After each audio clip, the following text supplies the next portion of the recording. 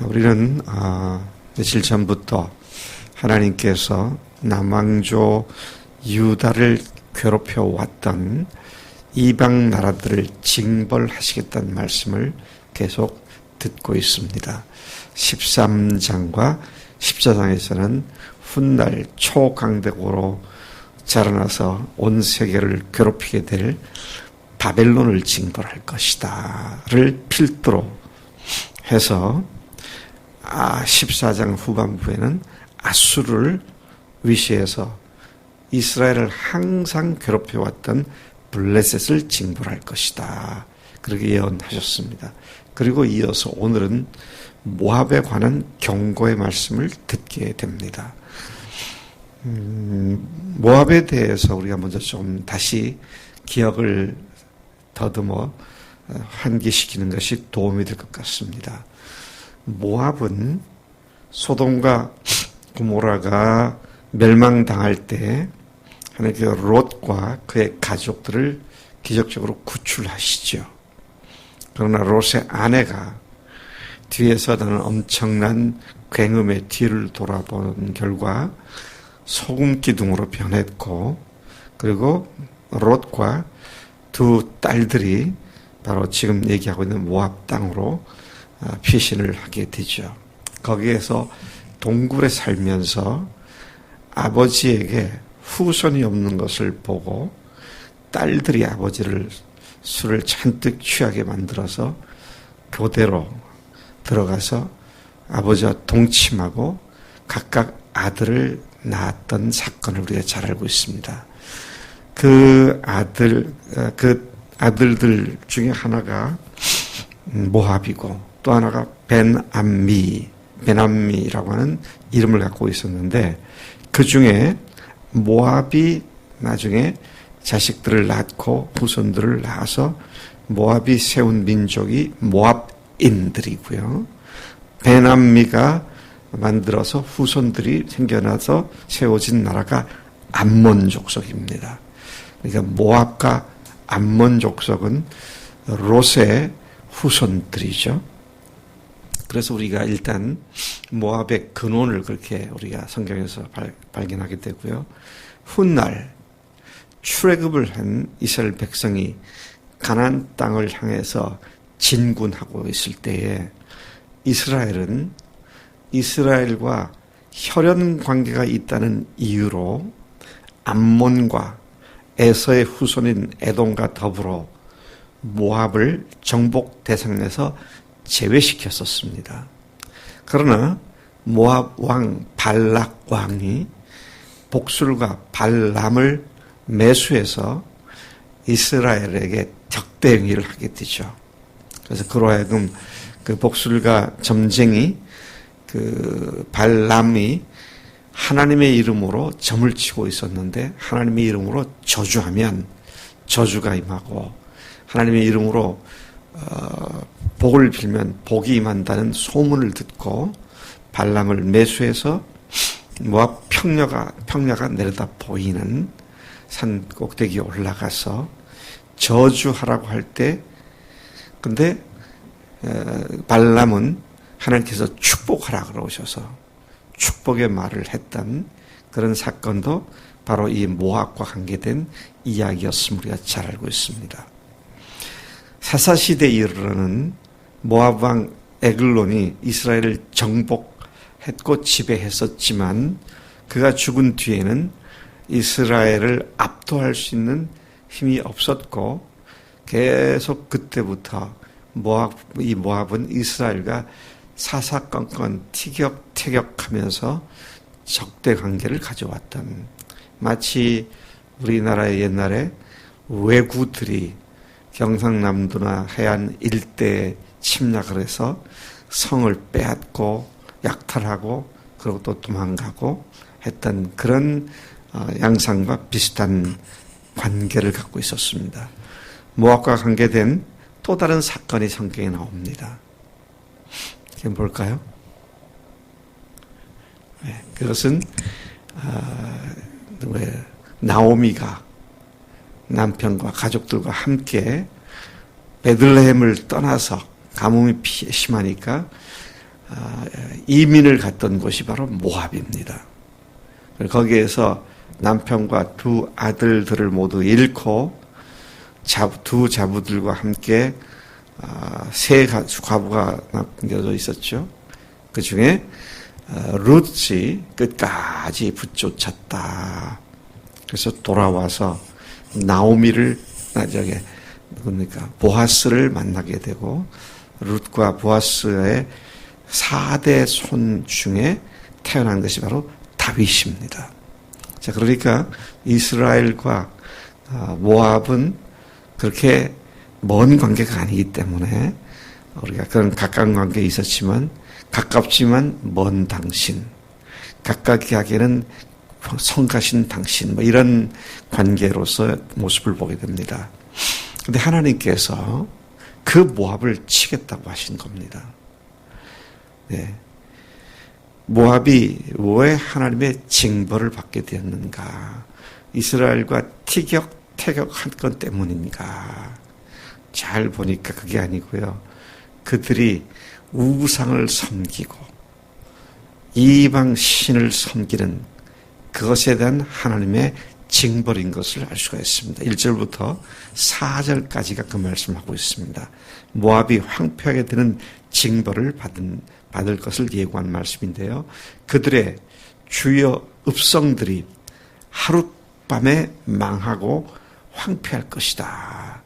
그러한 일을 당하는 모압은 산당에 올라가 울며 통곡하게 될 것이다. 머리를 밀고 수염을 깎고 굵은 배로 몸을 묶고 심히 울고 부르짖고 그들의 군사들은 크게 부르짖으며 그들의 혼이 속에서 벌벌 떨게 될 것이다. 그렇게 말씀하십니다. 그런데 그들이 그렇게 된 이유가 2절이 말씀하고 있죠. 그들은 바잇과 디본 산당에 올라가서 울며 모압은 느보와 메드바를 위하여 통곡하느니라 하는도다.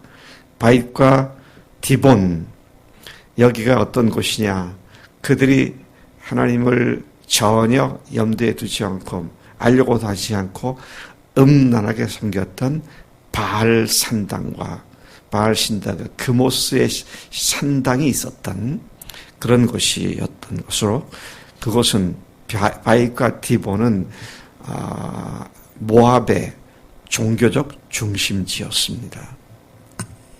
느보와 메드바는 모압의 주요 도시들이었고요. 그 뒤에도 몇 유명한 도시들이 전부 다 패망하게 될 것을 예언하고 있습니다. 첫 번째, 그들은 이 모압이 징벌을 당하게 되는 그 일이 바알과 그모스를 음란하게 섬긴 사실에서 찾아볼 수 있는데, 바알을 우리는 너무 잘 익히 알고 있습니다. 바알은 풍요의 여신이다. 그렇게 알려져 있습니다. 풍요의 여신인데, 그러니까 먹고 살고 위해서 많은 소출을 빌고 기원했던 대상이 바로 바알이었다. 다산의 여신이다. 자, 그래서 그들이 이 바알 신을 섬길 때 했던 두 가지 제사가 있었는데요. 첫째는 바알 신전에서 신전을 섬기고 있던 여사제들, 그들은 창녀들이었습니다. 그들과 성결을 함으로 말미암아 바알에게 풍요를 빌었던 것입니다. 이는 씨를 뿌려 농작물을 키우는 농사와 씨를 뿌려 아이를 가지는 성행위를 동일시하고 성행위를 풍요로워지는 행위로 인식했기 때문에 이러한 일을 했었다는 것입니다. 그리고 두 번째는 인신공양이 행해지고 있었습니다. 인신공양이 뭐예요? 사람을 제물로 바치는 것이죠. 사람을 제물로 바치는, 왕이나 사제가 제사에서 이건 아들이나 딸이나 뭐 이런 자기들의 자식들을 바치는 것도 있었고요. 특히 제사 드릴 때에는 왕이나 사제가 제사 드릴 때는 자기 몸을 칼로 그어서 피를 내고 하는 그런 것을 했는데 그 의미는 뭡니까? 자기에게 가장 소중한 생명을 당신 우리가 섬기는 그모스여, 우리가 섬기는 바알이여, 우리의 가장 소중한 것을 받으소서, 이런 행위로 제사를 드렸던 것을 보게 됩니다. 하나님 앞에서 인간은 결국 인간이 지을 수 있는 큰 죄악들 두 가지를 생각하게 됩니다. 인간이 존재한 것은 항상 그러했듯이 첫째는 간음과 행음입니다. 음란입니다. 둘째는 아까 인신공양인데 인명경시사상입니다. 사람을 천하보다 귀한 인간을 자기의 목적을 달성하기 위한 수단과 도구로 이용해버리고 없애버리고 사람을 죽이는 일을 두려워하지 않고 하는 그런 것들이죠. 제가 미국에서 살면서 참 이런 나라가 있구나.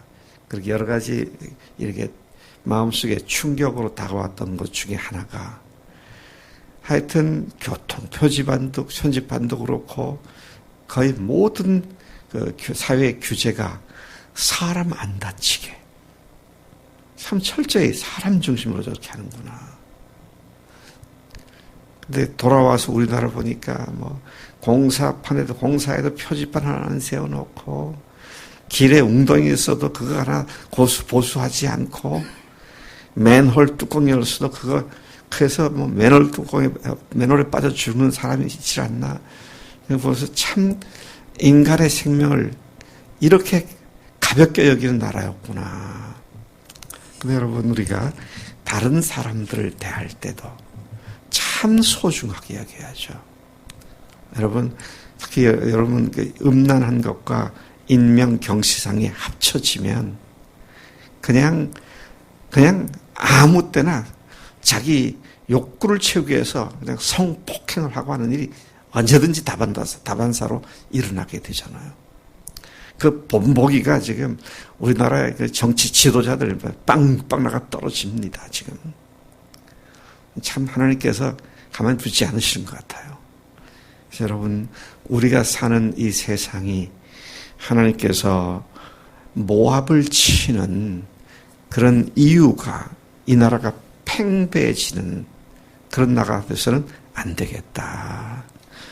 근데 참 인간이 노력하고 만드는 게 얼마나 역설적인지 몰라요. 과거 어느 시대보다도 우리나라는 요즘 인권 얘기합니다. 인권을 얘기하는 수장격들이 나가서 그런 문제를, 여자 문제를 뻥뻥 나가 떨어지고, 제가 예상하건대 앞으로도 그러는 여러 그 리더들이 나가 떨어질 가능성이 얼마든지 있습니다. 예. 왜? 도덕, 윤리, 가치 기준이 그렇게 돼 있으니까요.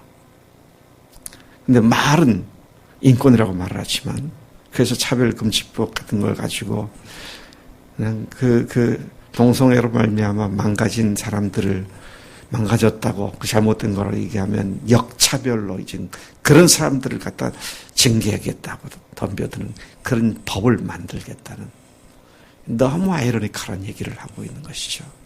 그래서 우리가 이런 문제에 있어서 정말 주님 앞에 주님 두려워할 줄 알면 주님을 주인으로 인정하고 믿고 산다면 이럴 수가 없는 것인데 우리 그리스도인들이 정신 차리고 주변 사람들에게 우리의 삶을 통해서 도전하고 바르게 이 나라를 고쳐가는 일을 우리가 해야 하지 않겠는가, 내가 해야 하지 않겠느냐, 이런 각성을 하게 됩니다.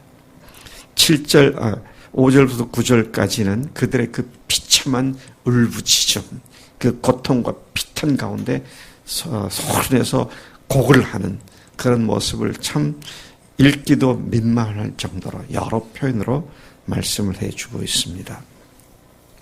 근데 그거를 보시는 하나님의 마음도 아프시다고 말을 합니다. 야, 5절 보세요. 5절. 내 마음이 모압을 위하여 부르짖는도다. 제가 이거를 쭉 다시 몇 번 읽어봤어요. 여기 내 마음, 누구 마음인가? 이사야인가? 아니더라고요. 하나님이시더라고요. 징벌을 하시지만 하나님은 아픈 마음으로 징벌을 하시는 그런 하나님이시구나. 여러분, 우리가 주님 앞에 징벌을 당하지 않고 반대로 우리 교회 이름처럼 주님의 기쁨이 되는 우리가 돼야 할 줄로 믿습니다. 주님은 부활하신 하나님이십니다. 나의 주님이십니다. 하나님으로서 주님으로서 두렵고 떨리는 마음으로 사랑하며 주 앞에 더욱더 달려나갑니다. 일이 아니라 주님 사랑이 먼저인 줄로 믿습니다. 이 아침에도 주님 앞에 그렇게 나가 기도하시고 또 다짐하시는 복된 시간 되기를 축복합니다. 하나님 아버지 감사합니다. 이 아침 모압이 하나님의 징벌을 받는 이유들을 우리가 보게 하시니 감사합니다. 아버지 하나님의 성적 타락과 인명을 아주 참으로 초계같이 여기는 아버지 그러한 사회가 하나님의 징벌을 받을 수밖에 없는데 하나님 오늘 우리가 이런 잘못에서 멀리 떠나는 나라가 될 수 있도록 주님께서 축복해 주옵소서.